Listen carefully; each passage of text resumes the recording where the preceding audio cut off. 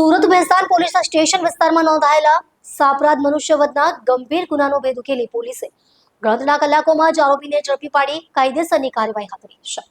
પોલીસના જણાવ્યા મુજબ તારીખ 18 ઓગસ્ટના રોજ રાત્રિના આશરે 9 વાગ્યાના અરસામાં ભેસ્તાન સુમન શક્તિ આવાસ નજીક હબીબ સલૂનની દુકાન પાસે શુભમ સુદર્શન પાત્રે મહિલાઓ સામે પેશાબ કરતા નિતેશને અટકાવવાના ઈરાદે તેની ગરદનના ભાગેથી પકડીને ખેંચ્યો હતો. ત્યારબાદ તેને હબીબ કટિંગની દુકાનના ઓટલા સુધી ખેંચી લાવવામાં આવ્યો હતો. આ દરમિયાન ગળું દબાઈ જવાથી શ્વાસ રૂંધાતા નિતેશનું મૃત્યુ થયું હોવાની ફરિયાદ નોંધાઈ હતી. આ અંગે ભેસ્તાન પોલીસ સ્ટેશનમાં ગુનો નોંધવામાં આવ્યો હતો.